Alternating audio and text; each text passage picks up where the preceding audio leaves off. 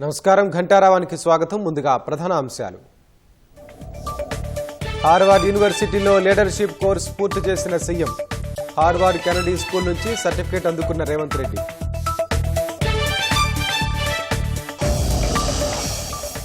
దానం నాగేందర్ అనర్హత పిటిషన్పై కొనసాగుతున్న విచారణ. సుప్రీంకోర్టుకు ఆదేశాలతో విచారిస్తున్న స్పీకర్ ప్రసాద్ కుమార్.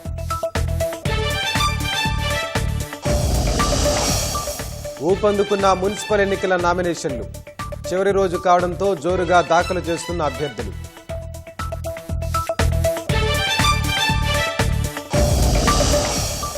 వర్ధంతి సందర్భంగా గాంధీకి ప్రధాని సహా ప్రముఖుల నివాళులు. మహాత్ముడి సిద్ధాంతాలను ప్రతి ఒక్కరూ పాటించాలని సూచన.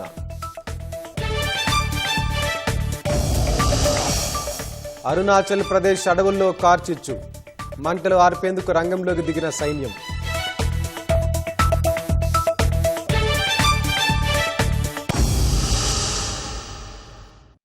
ముఖ్యమంత్రి రేవంత్ రెడ్డి హార్వర్డ్ యూనివర్సిటీలో లీడర్షిప్ కోర్సు పూర్తి చేశారు. అమెరికాలోని హార్వర్డ్ కెనడీ స్కూల్లో ఈ నెల 25 నుంచి 5 ఖండాల్లోని 20 దేశాలకు చెందిన 62 మందితో కలిసి సీఎం రేవంత్ రెడ్డి ఉదయం 7 నుంచి సాయంత్రం 6 వరకు తరగతులకు హాజరయ్యారు.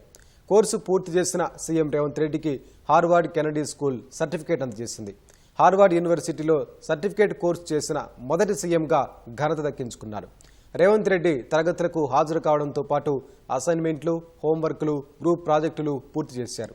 సీఎం రేవంత్ రెడ్డి ఎల్లుండి హైదరాబాద్ రానున్నారు.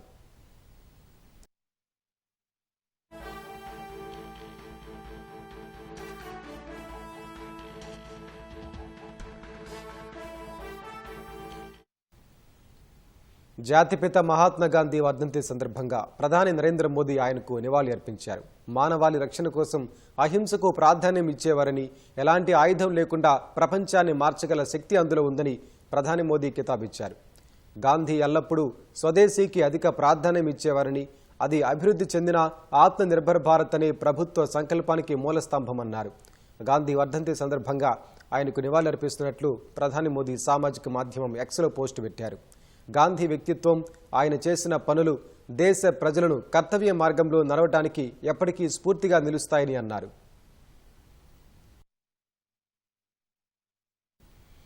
గాంధీ వర్ధంతి సందర్భంగా హైదరాబాద్లోని బాపు ఘాట్ వద్ద మహాత్ముడికి ప్రముఖులు నివాళులర్పించారు.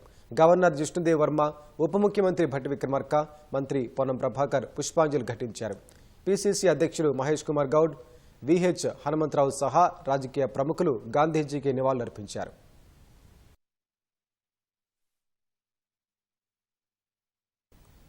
సంగారెడ్డి జిల్లా తెల్లాపూర్ మున్సిపాలిటీ పరిధిలో మేళ్ల చెరువులో అక్రమ నిర్మాణాలను హైడ్రా అధికారులు తొలగించారు. చెరువులో మట్టి నింపి నిర్మాణాలు చేపట్టారని ఫిర్యాదులు రావడంతో హైడ్రా చర్యలు తీసుకుంది. మట్టి నింపి ఎఫ్టీఎల్ ప్రాంతంలో నిర్మించిన ప్రహరీని అధికారులు జేసీబీల సహాయంతో కూల్చివేశారు. చెరువు పూడ్చేందుకు పోసిన మట్టిని తొలగిస్తున్నారు.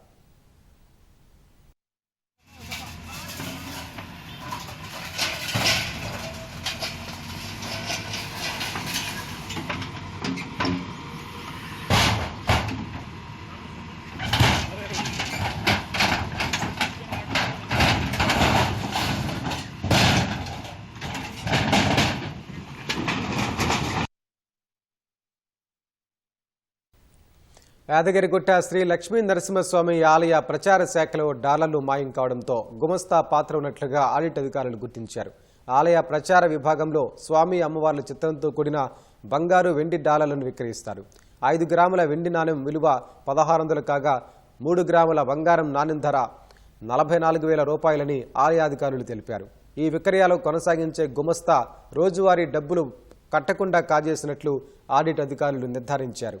ఈ విషయం బయటపడకుండా ఆలయాధికారులు గోప్యంగా ఉంచారని వెల్లడించారు. బాధ్యులపై చట్టపరమైన చర్యలు తీసుకుంటామని ఆలయ ఈవో భవానీ శంకర్ చెప్పారు.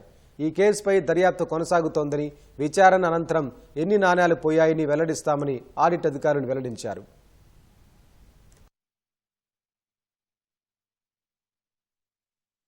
పూర్తి స్థాయిలో ఒక కమిటీ వేసి విచారణ చేయడం జరుగుతుంది.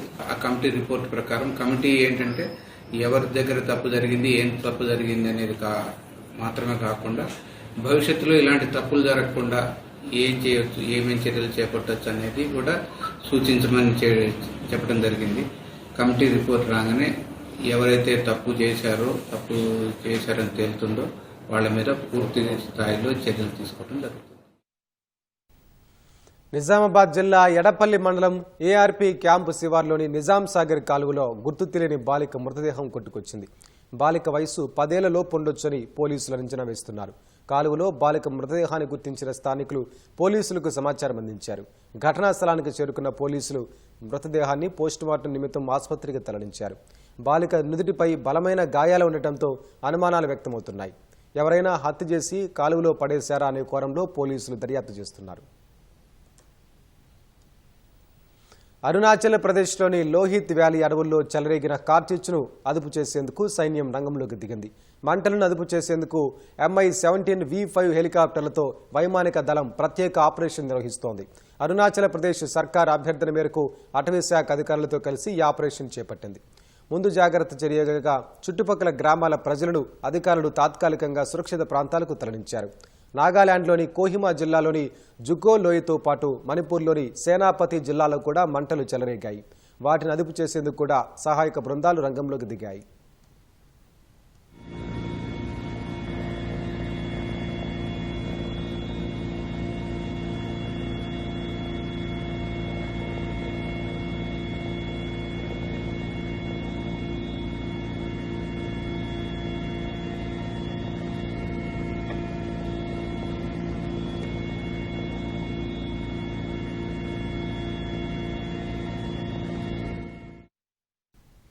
పాకిస్తాన్, బంగ్లాదేశ్ మధ్య విమానాల రాకపోకలు 14 ఏళ్ల తర్వాత తిరిగి మొదలయ్యాయి. గురువారం రాత్రి 11 గంటలకు కరాచీలోని జిన్నా అంతర్జాతీయ విమానాశ్రయంలో విమన్ బంగ్లాదేశ్ ఎయిర్లైన్స్కు చెందిన విమానం ల్యాండ్ అయినట్లు పాకిస్తాన్ ఎయిర్పోర్ట్ అథారిటీ తెలిపింది. బంగ్లా విమానానికి సంప్రదాయ వాటర్ క్యానన్ల స్వాగతం లభించినట్లు తెలిపింది. ఢాకాతో విమానయానంతో పాటు ఇతర రంగాల్లో కూడా సహకారం పెంచుకోనున్నట్లు సింధ్ గవర్నర్ కమ్రాన్ తెస్సోరి తెలిపారు. గతేడాది ఆగస్టులో పాక్ ఉప ప్రధాని ఇసాక్ దార్ బంగ్లా పర్యటన సందర్భంగా విమాన సర్వీసుల పునరుద్ధరణకు ఇరు దేశాల మధ్య అంగీకారం కుదిరినట్లు ఢాకాలోని పాక్ హై కమిషనర్ తెలిపారు.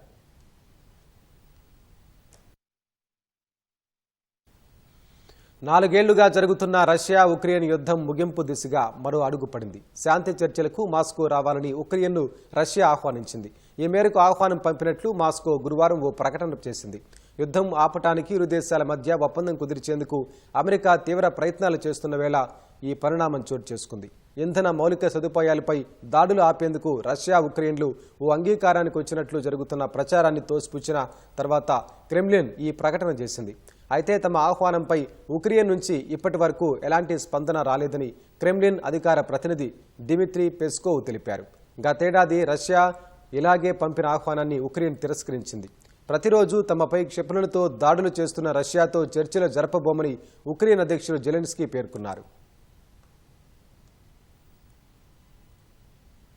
అమెరికా అధ్యక్షుడు డొనాల్డ్ ట్రంప్ సుంకాల పేరుతో మరోసారి కెనడాపై బెదిరింపులకు దిగారు. అమెరికాలో విక్రయించే కెనడా విమానాలపై 50% టారిఫ్లు విధించనున్నట్లు గురువారం హెచ్చరించారు.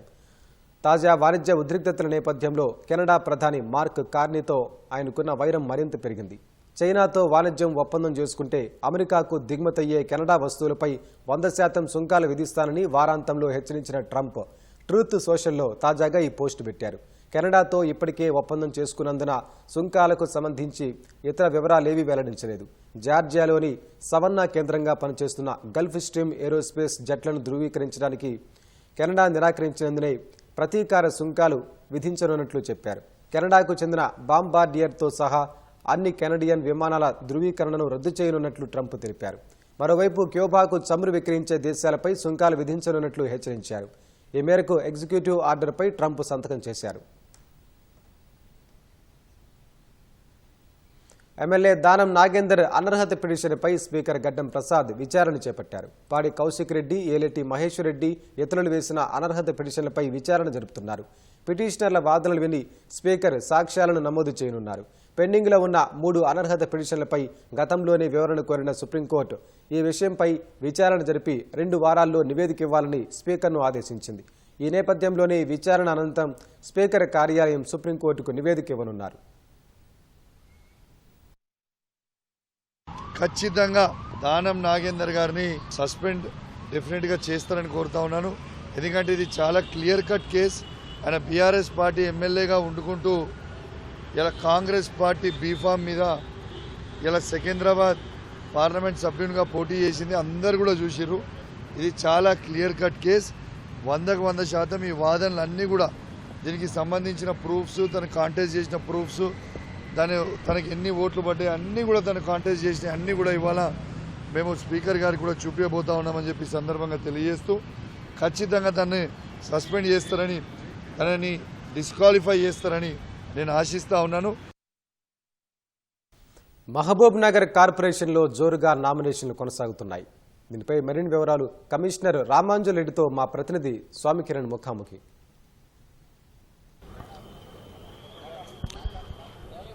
కార్పొరేషన్ ఎన్నికల నామినేషన్ల ప్రక్రియ కొనసాగుతుంది. ఈరోజు చివరి తేదీ కావడంతో పెద్ద ఎత్తున భారీ ఎత్తున నామినేషన్లు సమర్పిస్తున్నారు. అయితే ఈరోజు ఏర్పాట్లు ఎట్లా ఉన్నాయి, ఎప్పటి వరకు వాళ్ళు నామినేషన్లు సమర్పించడానికి అవకాశం ఉంది, అభ్యర్థులు ఎలాంటి జాగ్రత్తలు తీసుకొని రావాలి, ఎందుకంటే నామినేషన్లు వేసిన తర్వాత దాంట్లో ఏమైనా లోపాలు ఎదురైతే చాలా ఇబ్బందులు ఎదుర్కోవాల్సి వస్తుంది. సో ఓవరాల్ ఏర్పాట్ల మీద మనతో మాట్లాడడానికి కమిషనర్ గారు మనతో పడుతున్నారు. సార్ చెప్పండి, మన మహబూబ్ నగర్ కార్పొరేషన్లో నామినేషన్ల ప్రక్రియ కొనసాగుతుంది. ఇప్పటి వరకు మీకు ఉన్నటువంటి సమాచారం మేరకు ఎన్ని నామినేషన్లు దాఖలయ్యాయి, దానికి ఎలాంటి ఏర్పాట్లు చేశారు మీకు స్మూత్గా చేయడానికి? మనకు దాదాపు మన మున్సిపల్ కార్పొరేషన్లో 60 డివిజన్స్ ఉన్నాయి. 60 డివిజన్స్లో మనము ఇప్పటి వరకు 20 కౌంటర్లు ఏర్పాటు చేయడం జరిగింది. ఒక్కొక్క కౌంటర్లో 3 వార్డులకు నామినేషన్లు తీసుకుంటున్నారు. నేను సాయంత్రం వరకు 195 నామినేషన్స్ వచ్చినాయి. ఈ రోజు కూడా బాగా ఎక్కువ వస్తున్నాయి. ఈ రోజు కూడా 300 దాకా వస్తాయనుకుంటున్నాము. వీళ్ళకి కావాల్సిన అన్ని సదుపాయాలు ఇక్కడ ఏర్పాటు చేయడం జరిగింది. 5 గంటల లోపల ఎవరు వస్తారో వాళ్ళందరినీ కూడా మేము అలో చేస్తాము. నైట్ ఏ లేట్ అయినా అందరూ కూడా నామినేషన్ దాఖలు చేయవచ్చు. కాబట్టి ఎవరు వరి కావాల్సిన అవసరం లేదు. కాబట్టి దయచేసి మీరు ఎవరైతే నామినేషన్ అనుకుంటారో అందరూ కూడా వచ్చి నామినేషన్ దాఖలు చేయవలసిందిగా కోరుతున్నాను. అయితే ప్రధానంగా వాళ్ళకి కావాల్సినటువంటి నో డ్యూ సర్టిఫికేట్స్ కానీ ఇతర కూడా మనకు మున్సిపాలిటీ నుంచి, మన కార్పొరేషన్ నుంచి ఇవ్వాల్సి ఉంటుంది. ఎప్పటికప్పుడు అవి జారీ చేయడానికి మీరు ఏమైనా ఏర్పాట్లు చేశారు? ఆల్రెడీ మేము 20 కౌంటర్లు ఏర్పాటు చేసాము నో డ్యూ సర్టిఫికేట్లు ఇవ్వడానికి. అక్కడ ఆల్రెడీ మొత్తం నిన్న వరకు దాదాపు 1500 మందికి నో డ్యూ సర్టిఫికేట్స్ ఇష్యూ చేయడం జరిగింది. నో డ్యూ సర్టిఫికేట్ ఏం ప్రాబ్లం లేదు. ఎప్పుడు వచ్చినా అప్పటికి వచ్చినా ఇమీడియట్లీ ఛానల్లో నో డ్యూ సర్టిఫికేట్ ఇచ్చేస్తాం. అభ్యర్థులు ప్రధానంగా తీసుకోవాల్సినటువంటి జాగ్రత్తలు ఏంటంటే, నామినేషన్లో కొంతమంది పొరపాట్లు చేయడం వల్ల వాళ్ళ నామినేషన్ తిరస్కరణకు గురి కావడానికి అవకాశం ఉంది. ప్రధానంగా అభ్యర్థులకు మీరు ఏం సూచన చేస్తారు? ఎందుకంటే ఈ రోజే లాస్ట్ డేట్ ఉంది కాబట్టి ఏం చేస్తారు? అందుకే దయచేసి మేము ఎంట్రన్స్లో మరియు ఇక్కడ కూడా మేము ఏదైతే చెక్ లిస్ట్ ఉన్నాయో ఆ లిస్టు అన్ని పేర్లు పెట్టినాము.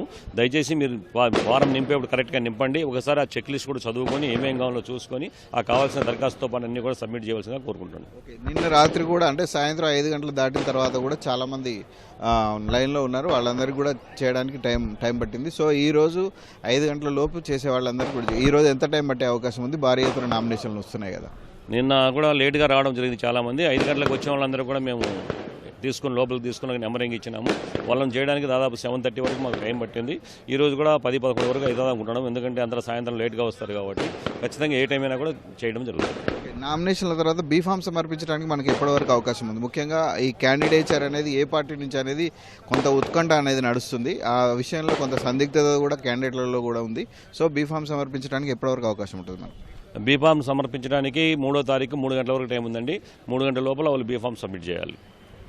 ఇది కమిషనర్ రామాంజల్ రెడ్డి చెప్తున్నారు. మున్సిపల్ మహబూబ్ నగర్ కార్పొరేషన్లో ప్రస్తుతం అయితే నామినేషన్ల ప్రక్రియ అనేది జోరుగా కొనసాగుతుంది. నిన్నటి వరకు కూడా పెద్ద ఎత్తున 195 అప్లికేషన్స్ అనేటివి రావడం జరిగింది. ఎక్కువగా కాంగ్రెస్కు సంబంధించినటువంటి అప్లికేషన్స్ ఎక్కువగా వచ్చాయి. నిన్న కాంగ్రెస్ పార్టీ తరఫున ఎవరెవరైతే పోటీ చేయాలని అనుకుంటున్నారో వాళ్ళందరూ కూడా కాంగ్రెస్ పేరు మెన్షన్ చేసి మరి పోటీకి దిగాలని చెప్పేసి ఎమ్మెల్యే ఎన్ఎం శ్రీనివాసరెడ్డి చెప్పడం జరిగింది. ఈ మేరకు కాంగ్రెస్ అభ్యర్థిత్వాన్ని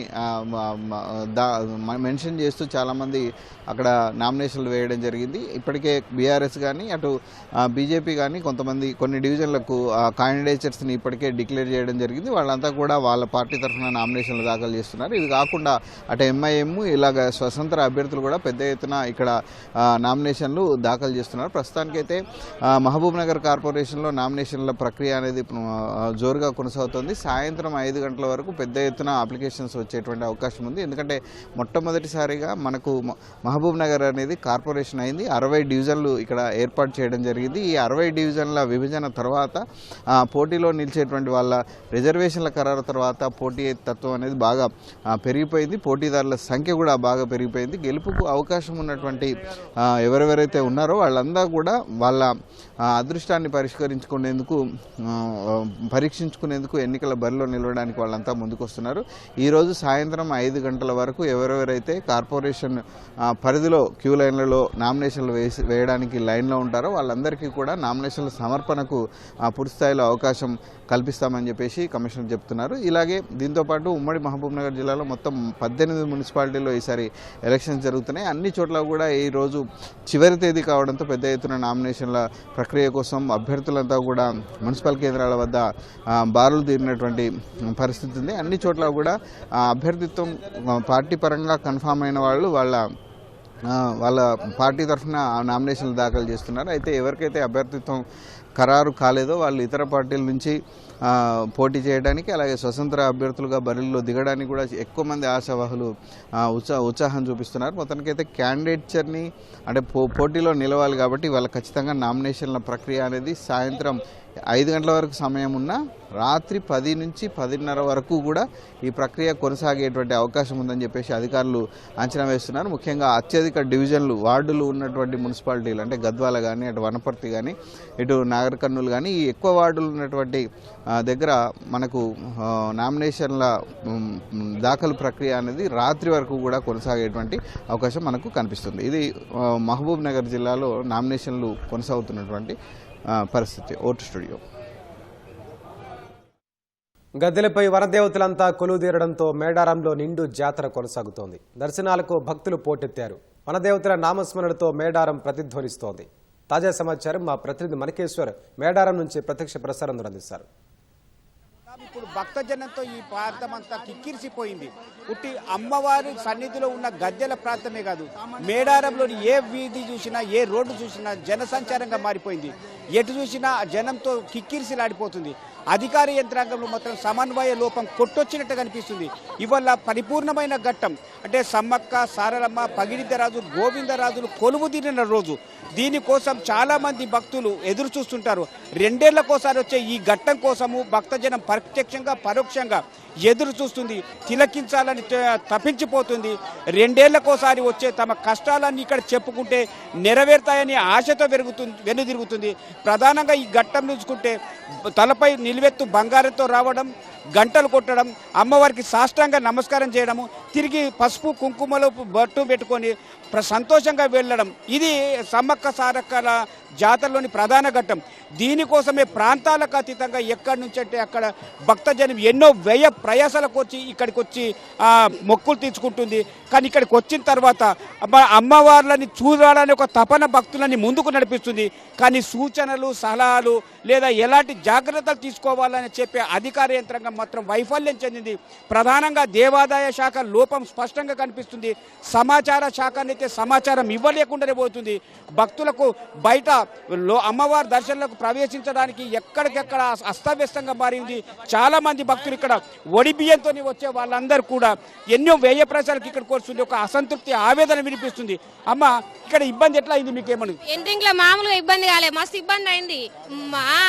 మేము ఇక్కడ రానికి 2 గంటలు అయింది. అక్కడ ఇట్లా వదిలిపెట్టి ఇక లోపలికి వచ్చే అవుతుంది. ఆడ పట్టించుకునే వాళ్ళు ఎవరు ఉన్నల కోనాయముంది, లేనల కోటి విఐపి పాస్ అని వాళ్ళకి తోలుతారు. మమ్మల్ని పట్టించుకునే వాళ్ళు ఎవరు లేరు. మేము ఇక్కడ వరకు వచ్చే 2 గంటలు పట్టింది. ఇళ్ళనే ఒత్తుడు పిల్లలు జల్లలు అందరూ ఒత్తుడు అవుతుంది. ఎవరైనా పట్టించుకుంటారా? ఎవరు అవుపితలేరు. అక్కడ ఎంట్రింగ్ దగ్గర కూడా ఎవరితో వాళ్ళే చేస్తారు. మమ్మల్ని ఎవరు పట్టించుకున్నారు? లేనల పరిస్థితి ఏంది? అందరు ఉండలేని పట్టించుకుంటే లేనలో కూడా ఉన్నాం కదా, దేవుని కోసం దర్శనం చేసుకుందానికి వచ్చినాం కదా. మా పరిస్థితి ఎట్లా? అందరి కోసం చూడాలి. ఆయన ఎవరు ఇక్కడ అక్కడ కోట్ల మంది ఉన్నారంటారు, ఎవరు లేరు. ఆడ ఎంట్రింగ్ అని అయితే ఒక్కొక్కరు చచ్చిపోతారు కావచ్చు అనిపించింది. ఎవరైనా అవుతారా? పోలీసు వాళ్ళు కానీ ఇట్లా తాడు ఇస్తారు, పోతారు, అయిపోయి వాళ్ళు ఎంతమంది అని ఆడ సావని వాళ్ళు బతకని ఏమన్నా కానీ అటే చేస్తారు. ఇక్కడికి వచ్చే వరకే 2 గంటల టైం పట్టి మస్తు ఇబ్బంది అయింది. మామూలుగా ఇబ్బంది కాలే. విఐపీలనే మనకి ఎక్కువ ఇచ్చేస్తున్నారు. విఐపీలకే పర్మిషన్ ఎక్కువ ఉంది. విఐపీలకే ఎక్కువ ఉన్నది. విఐపీ వచ్చిందంటే పోరి పాసులు చూపించగానే పోరి అంటారు. లేనోళ్ళ పరిస్థితి లేదు అట్లా. లేనోళ్ళ లైన్లు 100 లైన్లు పట్టుకొని తిరుగుకుంటా రావాలి. వీళ్ళకు 2-3 గంటలు పడుతుంది. ఇంకా అసలు లేనోళ్ళ పరిస్థితి ఎట్లా? ఉన్నోళ్ళనే తోలితే మరి ఉన్నోళ్ళ కోసం పెట్టాలి కదా, దేవుని కోసం, మా కోసం కాదు కదా. అమ్మ ఏమి అమ్మని ఇంత కష్టమైంది, అమ్మని కోరుకున్న సంఘటన ఏమన్నా మంచిగా జరిగినా నీకు? అమ్మ ఇప్పుడు జరిగింది, నాకు జరిగింది, నాకు మంచిగా జరిగింది కాబట్టి నేను ఇంత దూరం వచ్చినాం. నాకు అనుకున్న కోరికలు నెరవేరినాయి, అందుకే దేవుని దగ్గరకు మంచిగా వచ్చినాం. కానీ ఇబ్బంది మాత్రం మస్తు జరిగింది. ఈ ఇబ్బందులన్నీ మర్చిపోయినా దర్శనం అన్ని మర్చిపోయినా, దేవుని కోసం చూసే వరకు అన్ని మర్చిపోయినా. తల్లి దర్శనం మంచిగా అయింది ఇక్కడికి వచ్చే వరకు. నీకేమి ఇబ్బంది ఉన్నది? ఎంట్రింగ్స్ లో బాగా ఇబ్బంది ఉండే, తల్లి దగ్గరకు వచ్చినాక ఇబ్బందులు అన్ని తొలగిపోయి సంతోషంగా తల్లి దర్శనం చేసుకున్నాం మేము. అంటే ఇప్పుడు మీరు కోరిన కోరికలన్నీ పూర్తిగా ఏం చేసిన అమ్మవారు? మేము కోరుకున్న కోరికలు కంపల్సరీ నెరవేరుతాయి, తల్లి నెరవేరుస్తుంది. వెనక తిరిగి చేతిలో పంపియది. తల్లి ఉంది అంటే అసలు రిటర్న్ పంపదు, మనం కోరుకున్నామంటే అది నెరవేరాలిగా, అంతే. అంటే భక్తుల ఒక తన్మయత్నం, ఈ భక్తులలో ఉన్న ఒక కోరికలు ఏవైతే ఉన్నాయో అమ్మవారి దగ్గరికి వస్తే పూర్తిగా అవుతుందనే భరోసా, విశ్వాసం కనిపిస్తుంది. నిజంగానే సమ్మక్క సారలకి ఇక్కడ పెద్దగా ఒక దీపము, ఒక జ్యోతియో లేదా ఒక ఆలయమో, ఇవన్నీ పెద్ద ఒక వృక్షం ఇట్లాంటి ఏం కానీ నమ్మకము, విశ్వాసం మాత్రం భక్తుల్లో బలంగా ఉంది. అంటే ఏ కోరికనైతే కోరుకుంటామో ఆ కోరిక పరిపూర్ణమవుతుందనే ఒక విశ్వాసంతో భక్తజనం ముందుకెళ్తుంది. కానీ వాస్తవంగా ప్రభుత్వం ఈసారి 251 కోట్లతో ఆలయ పునర్నిర్మాణం చేపట్టింది. దానికైతే సౌకర్యాలు కల్పించింది. కానీ ఆ ప్రభుత్వ నిర్ణయం చేసిన దాన్ని ప్రశంసలు అందుకుంటుంది. దానికి అనుగుణంగా అధికార యంత్రాంగం కనుక భక్తుల ఇబ్బందులను తలెత్తకుండా కొంత సమాచార శాఖ, దేవాదాయ శాఖ సమన్వయంతో పనిచేస్తే ఏ ఇబ్బంది రాదు. ఆ సమన్వయంతో పనిచేయడం పెద్ద సమస్య కూడా కాదు. కానీ ఆ చేయాలనే సంకల్పం సమాచార శాఖలో కానీ ఆ దేవాదాయ శాఖలో కానీ లోపిస్తుంది. కేవలం గద్దెల దగ్గరకు వచ్చిన తర్వాతనే భక్తులని 10 నిమిషాల్లో దర్శనం అవుతుంది, 10 నిమిషాల్లో దర్శనం అవుతుంది, ముందుకు సాగండి, భక్తులు సమర్పించే ఉండిలో వేయండి అని చెప్పి సూచన తప్ప మీరు ఎక్కడెక్కడ ఎంట్రెన్స్లు ఎగ్జిట్లు ఉన్నాయో అక్కడక్కడ ఏం జరుగుతుంది అనేది ఒక సమాచారాన్ని తెప్పించుకుంటే ఏ ఇబ్బంది రాదు. ఇవాళ పరిపూర్ణమైన రోజు, అంటే సమ్మక్క సారలమ్మ, పగిడిద్దరాజు, గోవిందరాజు ఈ భక్తిపూర్వకమైన సమస్య మొక్కులు చెల్లించుకోవడానికి ఇది సువర్ణ అవకాశంగా భావిస్తుంది. రేపు తల్లులందరితో కూడా వనప్రవేశం చేయడంతో 4 రోజుల జాతర పరిపూర్ణమవుతుంది. మొత్తం ఇది తెలంగాణ కుంభమేళగా ప్రసిద్ధి పొందిన ఈ జాతర మరింత పరిపూర్ణం కావాలంటే భక్తులు వచ్చే తాకిడికి అనుగుణంగా అధికార యంత్రాంగం ఏర్పాటు చేసే ప్రశంసలు అందుకుంటుంది. భక్తులలో హృదయాలను గెలిచినట్లు ఉంటుంది. ఇది మేడారం సమ్మక్క సారక్క జాతర గద్దెల వద్ద ఉన్న తాజా పరిస్థితి. కెమెరా పర్సన్ సూర్యతో ఓటు, హైదరాబాద్ స్టూడియో.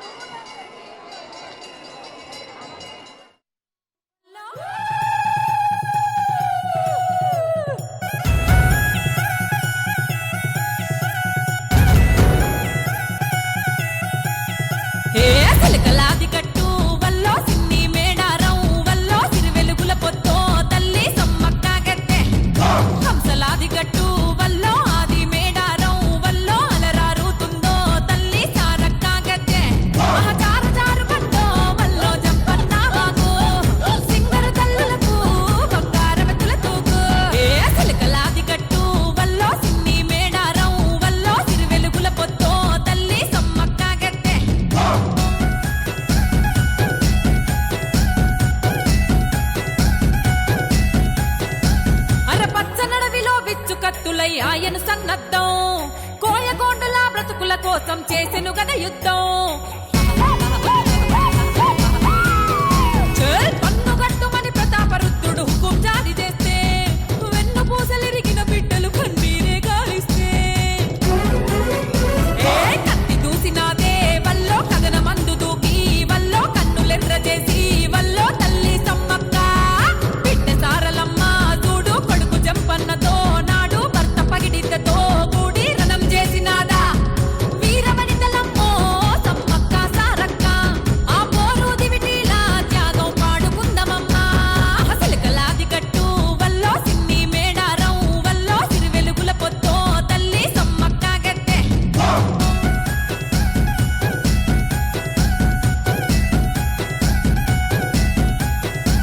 అరే హక్కుల కోసం మసువులు బాసిన అడవి బిడ్డలమ్మా, కుంకుమ భరణీలై వెలిగే గిరిజన జ్యోతులమ్మా. పంచభూతాల పరవశించే ఈ వేడుకనే చూసి చెట్టు సేమలే ఊగి ఆడే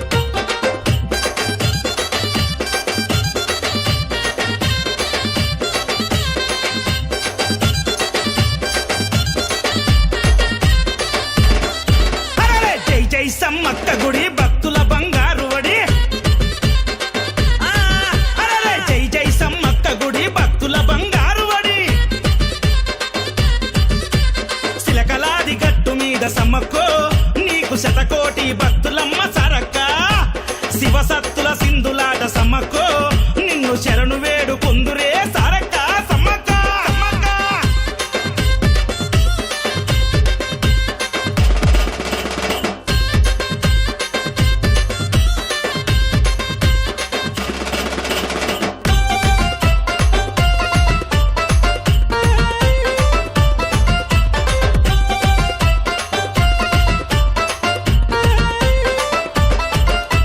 సిరిగల్ల మా తల్లివే మా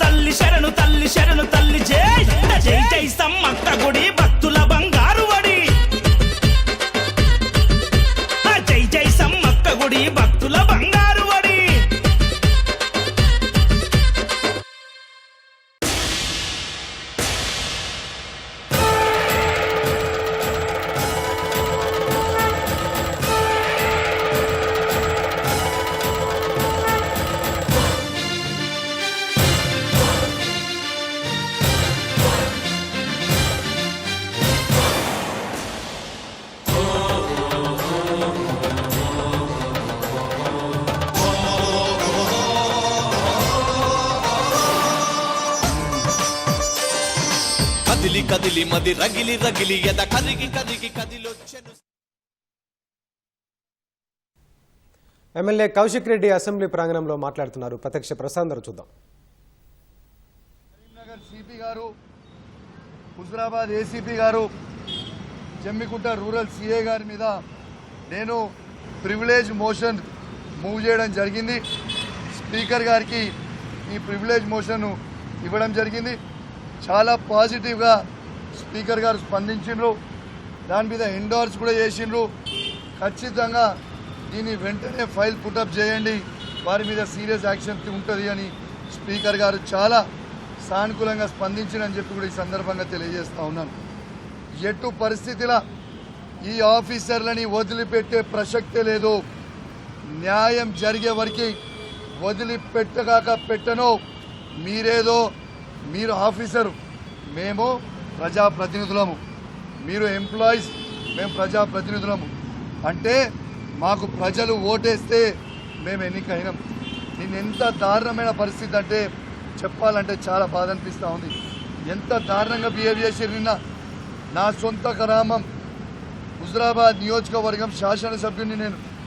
నా సొంత గ్రామం వీణవంక గ్రామం, నా సొంత గ్రామంలో సమ్మక్కని సారక్కని తల్లిని దర్శనం చేసుకుందామని నేను పోతే, నాతో పాటు నేను నా హుజరాబాద్ క్యాంప్ ఆఫీస్ నుంచి బయలుదేరినప్పుడు నాతో పాటు నా కార్యకర్తలు ఒక 30-35 మంది ముఖ్య నాయకులు, వాళ్ళకు కూడా దర్శనం కావాలి, మేము దర్శనం చేసుకుంటామని చెప్పి నాతోని వాళ్ళని తీసుకొని పోతుంటే మొత్తము పోలీస్ వ్యాన్లు అడ్డం పెట్టి మీరు పోవడానికి లేదు, మీరు ఆడ దర్శనం పోవడానికి లేదు, నువ్వు చేసుకోవద్దు అనేది నిన్న పోలీసు వాళ్ళు చాలా ఇబ్బంది పెట్టిండ్రు. లాస్ట్కి కేవలం నన్ను, నా సతీమణిని, నా బిడ్డని మాత్రమే పంపిస్తామని తత్తిమోళ్ళందరినీ దర్శనం చేసుకోకుండా హౌస్ అరెస్ట్ చేసిండ్రు. ఇలా దర్శనం చేసుకోవడానికి నేను అడిగి పోయిన తర్వాత, ఆ గద్దెల దగ్గరికి పోయిన తర్వాత సారక్క వచ్చింది. ఇంకొక అర్ధ గంటలో అయితే సమ్మక్క కూడా వస్తుంది. నేను వేడి చేస్తూ ఉన్నా సమ్మక్క గద్దెల మీద. ఆ సమ్మక్క గద్దె మీద నేను వేడి చేస్తూ ఉంటే, నేను, నా సతీమణి, నా బిడ్డ వేడి చేస్తూ ఉంటే పోలీసు వాళ్ళు సిపి గారి డైరెక్షన్స్ మేరకు ఏసీపీ గారు, సిఐ గారు, అతను పోలీస్ ఆఫీసర్లు అందరూ అతి ఓవర్ యాక్షన్ చేసి దేవుని గద్దె మీద నిలుస్తున్న నన్ను, నా బిడ్డని, నా భార్యని గొర గుంజుకోపోయింది. ఇది కరెక్టేనా అని నేను అడుగుతా ఉన్నాను. ప్రజల్లారా ఒక్కసారి ఆలోచన చేయండి. సారక్క సమ్మక్క జాతర అంటేనే ఒక తల్లి బిడ్డల జాతర. అట్లాంటి తల్లి బిడ్డల జాతరలో మేము పోయినప్పుడు ఒక తల్లిని గొర పోలీసు వాళ్ళు గుంజుకపోతుంటే ఒక బిడ్డ ఏడుస్తూ ఉన్నది. ఇది న్యాయమేనా అని నేను అడుగుతా ఉన్నాను. ఇది న్యాయమా అని నేను అడుగుతా ఉన్నాను. నేను బాధ్యత కలిగిన శాసనసభ్యుని ఆ నియోజకవర్గంలో దళిత మహిళ అయిన సర్పంచ్ అక్కడ ఇంత దురహంకారం కొని ఒక ప్రైవేటు వ్యక్తికి, ఇలా ముఖ్యమంత్రి రేవంత్ రెడ్డి గారి ఇన్స్ట్రక్షన్స్ మేరకు ఒక ప్రైవేటు వ్యక్తికి గన్మెన్ లెక్క, వార్డు మెంబర్ కూడా గెలవని వ్యక్తికి గన్మెన్ లాగా సిపి గారు నిలవడం ఒక సిగ్గు చేటు అని చెప్పక తప్పదని చెప్పి సందర్భంగా తెలియజేస్తా ఉన్నాను. నా రక్తం మరుగుతుందో. ఎందుకంటే ఇలా పోలీస్ ఆఫీసర్లకి ఆ డ్రెస్ ఒక ఐపీఎస్ ఆఫీసర్, తతిమా ఆఫీసర్లు అందరూ కూడా ఏసీపీ కావచ్చు, సిఐ కావచ్చు, ఎస్ఐ కావచ్చు, ఇలా చదువుకున్న వ్యక్తులు మీ గౌరవానికి భంగం కల్పిస్తూ ఉన్నారు. ఇలా డ్రెస్కే ఇజ్జత్ పోతా ఉంది మీరు చేయబట్టి. ఇలా మీరు ఎస్కాటు, పైలటు ఏమని ఇస్తే ఒక కేంద్ర మంత్రికి ఇయ్యండి, ఒక మంత్రికి ఇవ్వండి, ఒక ఎంపీకి ఇవ్వండి, ఒక ఎమ్మెల్యేకి ఇవ్వండి. అయినా వార్డు మెంబర్ కాని వ్యక్తికి కూడా గన్మెన్ లెక్క నిలుచొని నడవడం అనేది ఎంతవరకు కరెక్ట్ అని నేను అడుగుతా ఉన్నాను. అయినా సమ్మక్క సారక్క జాతరకి పోయే అధికారం నాకు లేదా? నేను దండం పెట్టుకునే అధికారం నాకు లేదా? ఒక దళిత మహిళని అవమానించే విధంగా ఇలా సిపి గారు, ఏసీపీ గారు, సిఐ గారు ప్రవర్తించారు. ఒక దళిత మహిళా సర్పంచ్ని ఇలా చుట్టు పట్టుకొని గొర ఉంచుకోపోయారు. ఇది ఎంతవరకు కరెక్ట్ అని నేను అడుగుతా ఉన్నాను. అంటే దళితులు బాగుపడొద్దా? దళితులది పెద్దరికం ఉండొద్దా? ఇదే దళితులు ఆడ వచ్చి కొబ్బరికాయ కొట్టొద్దా, కొట్టి దేవునికి మొక్కొద్దా అని నేను అడుగుతా ఉన్నాను. ప్రజల్లారా ఆలోచన చేయండి, ఎంత దౌర్భాగ్యమైన పరిస్థితి నడుస్తూ ఉందో. రేవంత్ రెడ్డి గారు ఆ రోజు అన్నారు, రేవంత్ రెడ్డి గారిని గొర్రె గుంజుకపోయినారు. మరి ఇవాళ రేవంత్ రెడ్డి గారు మరి నువ్వు మీ అధికారులకి ఏం ఆదేశిస్తా ఉన్నావు అని చెప్తా ఉన్నాను. నేను గ్యారంటీగా చెప్తా ఉన్నాను, రేవంత్ రెడ్డి గారు కాసుకోండి. మీరు ఎంత హరాస్మెంట్ అని చేసినా నేను మిమ్మల్ని వదిలిపెట్టను, ఆ పోలీస్ ఆఫీసర్లను కూడా వదిలిపెట్టను. ఇది నా మాట అని చెప్పి ఈ సందర్భంగా మీ అందరు కూడా మీ ద్వారా వాళ్ళని హెచ్చరిస్తూ ఉన్నాను.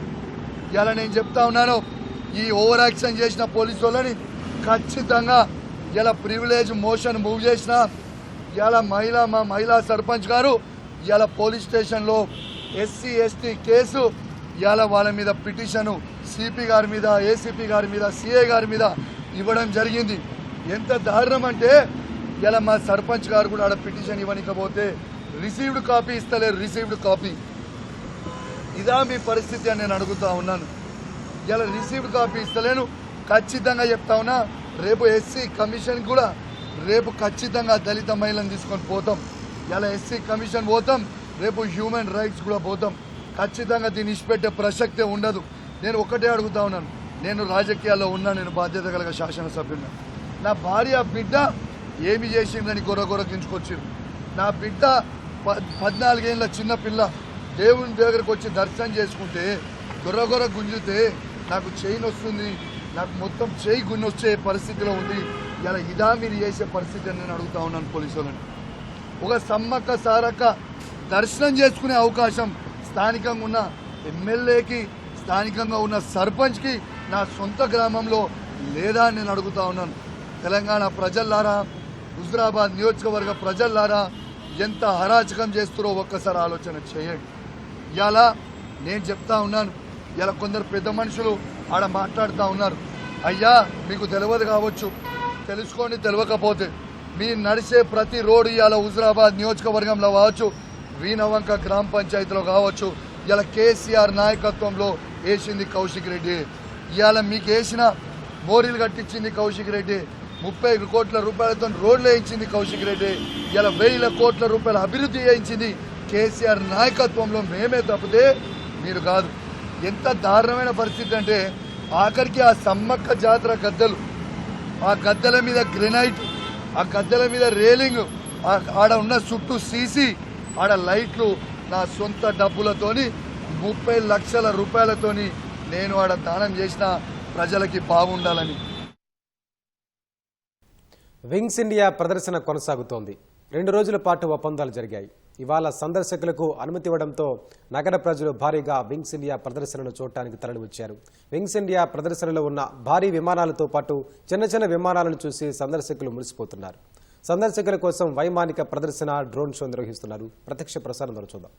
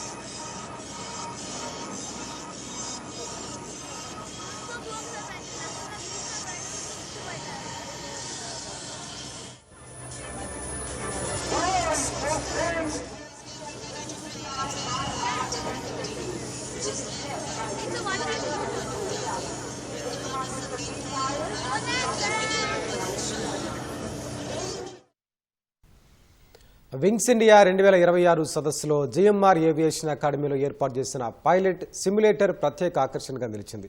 ఈ సిమ్యులేటర్ ద్వారా పైలట్ ట్రైనింగ్ ఎలా ఉంటుంది, ఎయిర్ క్రాఫ్ట్ ఇంజనీరింగ్లో ఏం నేర్పిస్తారనే అంశాలను నిర్వాహకులు ప్రత్యక్షంగా చూపించారు. జిఎంఆర్ వర్క్షాప్ మేనేజర్తో మా ప్రతినిధి అనుష ముఖాముఖి. సాధారణంగా మనం ప్లేన్స్ గురించి విన్నప్పుడు అది గాలిలో ఎగురుతుంది, దాని ఒక పైలట్ అంటారు, దాంట్లో ఎయిర్ హోస్టెస్ ఉంటారు అని మనం వింటుంటాం, చూస్తుంటాం. కానీ దాంట్లో ఉండే ఏ ఎక్విప్మెంట్ అంటే దేని ద్వారా అది పైలట్ చూస్తారంటే నడుపుతుంటారు. ఇప్పుడు బస్ అంటే మనకు ఒక వే ఉంటుంది, దీనికి ఎట్లా ఉంటుంది ఏంటి అనేది చాలా మందికి తెలియదు. So GMR school of aviation వాళ్ళు ఇక్కడ ప్లేన్లో ఉండే సిమ్యులేటర్ ఇక్కడ పెట్టారు. ఇక్కడ మనం చూస్తున్నాం కదా ఇది. సో ఇది పైలట్స్కి ఎట్లా నేర్పుతారు అంటే ట్రైనింగ్లో ఏ విధంగా దీని గురించి చెప్తారు, అసలు ఈ పైలట్ ట్రైనింగ్ అనేది ఎట్లా జరుగుతుంది ఏంటి అనేది వివరించడానికి మనతో పాటు వర్క్షాప్ మేనేజర్ వేణుగోపాల్ గారు ఉన్నారు. ఆయన అడిగి మనం వివరాలు తెలుసుకున్నాం. సార్, ఇక్కడ ఫ్లైట్లో చాలా ముఖ్యమైన భాగం సిమ్యులేటర్ ఇక్కడ పెట్టారు. సో ఎట్లా ఉంటుంది పైలట్ ట్రైనింగ్ ఏంటి, సిమ్యులేటర్ ఏంటి, ఎట్లా వర్క్ చేస్తుంది? మనకి మాక్సిమం తెలిసింది పైలట్ అనే ఒక మనిషి తప్ప అసలు ఆ ఎయిర్క్రాఫ్ట్ ఎగరటానికి మెకానికల్గా కానీ ఎలక్ట్రానికల్ కానీ దాని వెనక పనిచేసే ఇంజనీరింగ్ ఒక ఆర్గనైజేషన్ ఉంటుంది. సో వాళ్ళని ఏఎంఈస్ అంటారు, ఎయిర్క్రాఫ్ట్ మెయింటెనెన్స్ ఇంజనీర్స్. సో వాళ్ళకి మేము ట్రైనింగ్ ఇస్తాము. సో ఇక్కడ ఏదైతే మీరు చూస్తున్నారో ఇది actually simulator, not for the pilots, కానీ మెయింటెనెన్స్ ఇంజనీర్స్ కోసం.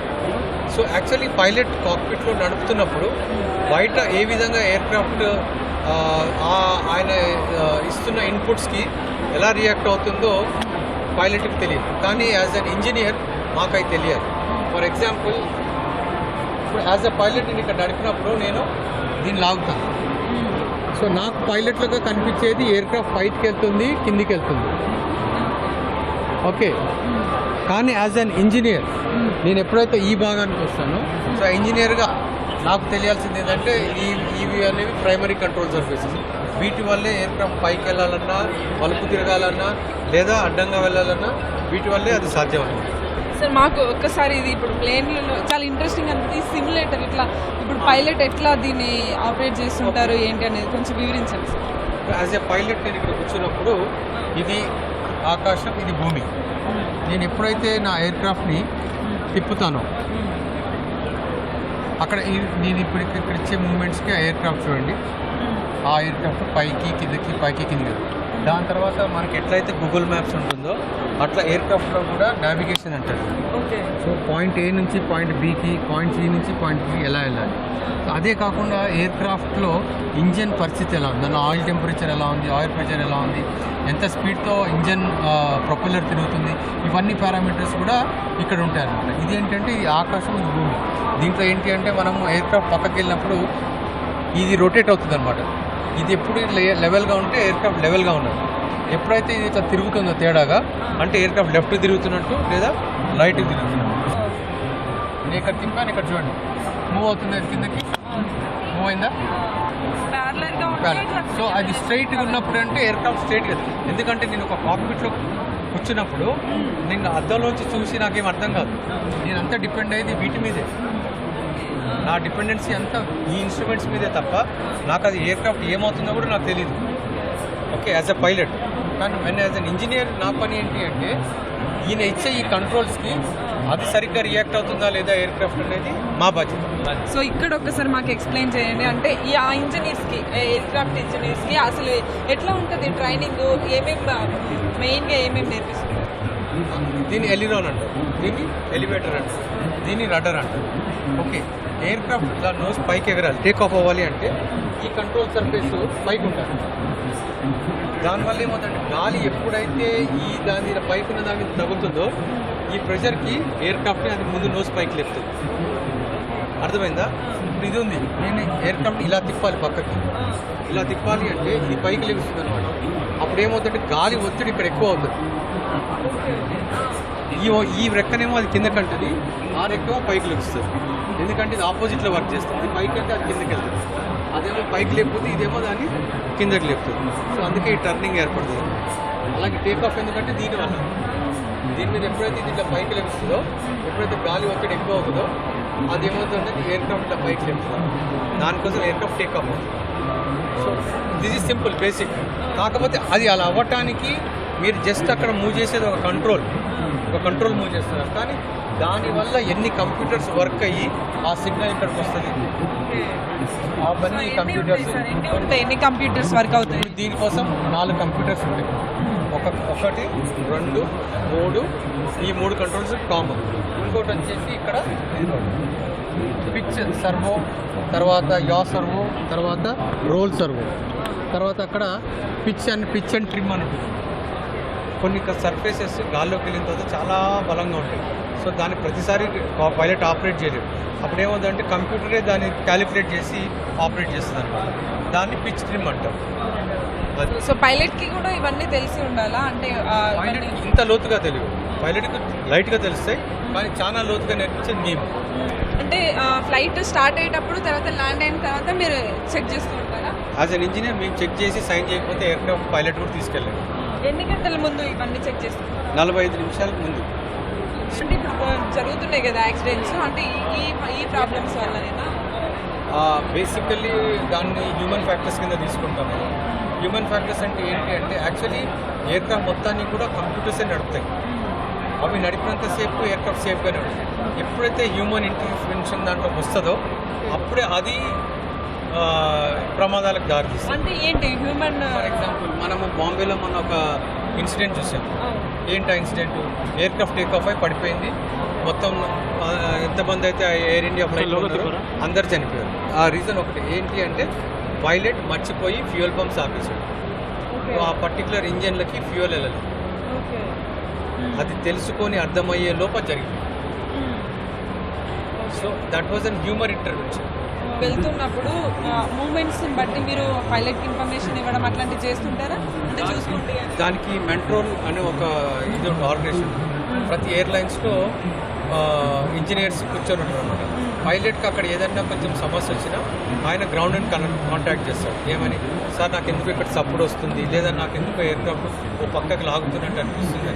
దాని ప్రకారం ఇంజనీర్స్ ఇక్కడ చెక్ చేసి వాళ్ళ కరెక్టివ్ యాక్షన్ చెప్తారు. పలానా పంపు వాడకండి ఇప్పుడు దిగే ల్యాండ్ అయ్యే వరకు, లేదా పలానా పని చేయకండి ల్యాండ్ అయ్యే వరకు, లేదా పలానా స్విచ్ ఆన్ చేయకండి దిగే వరకు అని. అది మేము ఇంజనీర్స్గా మేము వాళ్ళకి అర్థం కానీ చెప్తాం. కానీ ప్రతి ఫ్లైట్లో మాన్యువల్ ఉంటుంది. ఏదైతే మన ఫ్లైట్ మ్యానుఫ్యాక్చర్స్ దాని ఎమర్జెన్సీ మాన్యువల్ అంటారు. ఏదైనా ఎయిర్క్రాఫ్ట్ ఇలా అయిందంటే అది ఎందుకు అయింది అని దాంట్లో రాసుకుంటాం. సో ఇది పైలట్ లానే ఉంటుందా? ఎన్ని మంత్స్ ఉంటుంది దీనికి శిక్షణ? అంటే ఎట్లా రావాలి దీంట్లోకి రావాలనుకునే వాళ్ళు? భవిష్యత్తులో చాలా మంది రావాలనుకుంటారు కదా. రావాలనుకునే వాళ్ళు 10+2 ఇంటర్మీడియట్ ఎంపీసీ మస్ట్. డీజీ మా దగ్గర స్కూల్ ఆఫ్ ఏవియేషన్లో 2 ప్రోగ్రామ్స్, ఒకటేమో డొమెస్టిక్ మన director general of civil aviation, ఇంకోటేమో యూరోపియన్ యూనియన్ యాసా అంటాం మనం. సో ఈ 2 మన దగ్గర ఉన్నాయి కోర్సెస్. సో దీన్ని యాక్చువల్లీ ఇవి ఇయర్స్ కాదు, ఇవి లైసెన్స్ ప్రోగ్రామ్ అంటారు. ఒక స్టూడెంట్ 2400 గంటలు థియరీ క్లాసెస్ ప్రాక్టికల్స్ చేసిన తర్వాత మళ్ళీ 2 ఏళ్ళు ఎంఆర్ఓలో ఎయిర్క్రాఫ్ట్తో పనిచేసిన తర్వాత ఆయనకు సర్టిఫికేట్ ఇస్తారు. ఇది ఎలా అంటే మీరు చార్టెడ్ అకౌంటెంట్ ఉంటాడు, ఆయన డిగ్రీ ఏంటి అంటే ఏముండదు, is an certifying for the government. ఈ ఇంజనీర్ కూడా డైరెక్టర్ జనరల్ ఆఫ్ ఏవియేషన్ తరఫున ఈ విల్ బి సర్టిఫైయింగ్ దిస్. నా బుద్ధి మేరకు ఈ ఎయిర్క్రాఫ్ట్ చాలా బాగానే పరిస్థితిలో ఉంది, దీంట్లో ప్యాసింజర్స్ వెళ్ళొచ్చు అని ప్రభుత్వం తరఫున ఈయన సైన్ చేస్తారు. అంటే ఆయన ఇంజనీర్ అయ్యే ముందు టెక్నీషియన్ అవుతుంది, టెక్నీషియన్ తర్వాతే ఈ బికమ్ అన్ ఇంజనీర్. సో అది స్టేజెస్ ఉంటాయి. సో మాకే 150 మంది వరకు మేమే తీసేసాం. మొత్తంగా చూసుకుంటే ఇది మనము ఫ్లైట్ అనగానే పైలట్ అండ్ ఎయిర్ హోస్టెస్ అనేది మాత్రమే కాదు, ఎయిర్ క్రాఫ్ట్ ఇంజనీర్స్ అనేది చాలా కీలక పాత్ర పోషిస్తారు. ఫ్లైట్ టేకాఫ్ అయ్యాక తర్వాత ఫ్లై అవుతున్నప్పుడు కూడా చాలా కీలకమైన పాత్ర పోషిస్తారంటున్నారు. సో ఈ రంగంలో కూడా చాలా మంచి అవకాశాలు ఉన్నాయని కూడా జిఎంఆర్ ఏవియేషన్ స్కూల్కి సంబంధించిన నిర్వాహకులు అయితే చెప్తున్నారు. మన ప్రేమతో అనుషాయి న్యూస్ హైదరాబాద్. తెలుగు జాతి గర్వించదగ్గ ప్రముఖుల జీవిత విశేషాలను భావితరాలకు పరిచయం చేసే గొప్ప గ్రంథం తెలుగు జాతికి భూషణాలు అని మాజీ ఉపరాష్ట్రపతి వెంకయ్యనాయుడు అన్నారు. హైదరాబాద్ అబిడ్స్ బుగ్గలకుంటలోని తెలంగాణ సారస్వత పరిషత్తులో రేవూరు అనంత పద్మనాభరావు 80వ జన్మదినోత్సవాన్ని నిర్వహించారు. ఈ సందర్భంగా వెంకయ్యనాయుడు తెలుగు జాతికి భూషణాలు అనే పుస్తకాన్ని ఆవిష్కరించారు. తెలుగు ప్రముఖుల జీవిత విశేషాలతో రూపొందించిన ఈ గ్రంథం యువతకు భవిష్యత్ తరాలకు గొప్ప స్ఫూర్తినిస్తుందని అన్నారు. ఈరోజు వారు రూపొందించిన తెలుగు జాతికి భూషణాలు పుస్తకం భారతరత్న పద్మ అవార్డును పొందిన తెలుగువారి జీవితాల సంగ్రహం. ఈ వయసులో ఎన్నో అనుభవాలు, ప్రతి అనుభవం నుంచి నేర్చుకున్న అంశాలు భవిష్యత్ తరాలకు అందించాలనే స్ఫూర్తిని వారు చక్కగా పాటించారు. ఇప్పటికే అనేక పుస్తకాలు వివరించారు. తనకు వచ్చిన విజ్ఞానాన్ని ఇతరులతో కూడా పంచుకోవడం అవుతుందో నేను ఎప్పుడు చెప్తుంటాను, share and care is the core of Indian philosophy అని చెప్పారని. మనం దేనైనా సంపదను సంపాదించుకో, ఇతరులతో పంచుకో, విజ్ఞానాన్ని సంపాదించుకో, ఇతరులతో పంచుకో. నీకుండే యొక్క ప్రత్యేకత అది ఏ విషయంలో సరే దాన్ని ఇతరులతో కూడా పంచుకుంటే ఆ వచ్చే ఆనందం అది చెప్పనరివి కాదు. ఇలాంటి వాటి నుంచి యువత స్ఫూర్తి పొందాలి. ఇలాంటి మంచి వారి యొక్క మహనీయుల యొక్క జీవితాల గురించి తెలుసుకొని తద్వారా ప్రేరణ పొంది మనం కూడా మన జీవితంలో మంచి పనులు చేయడం కోసం ప్రతి ఒక్కరు కూడా యువత ముఖ్యంగా నడుము బిగించాలి అనేది నా కోరిక.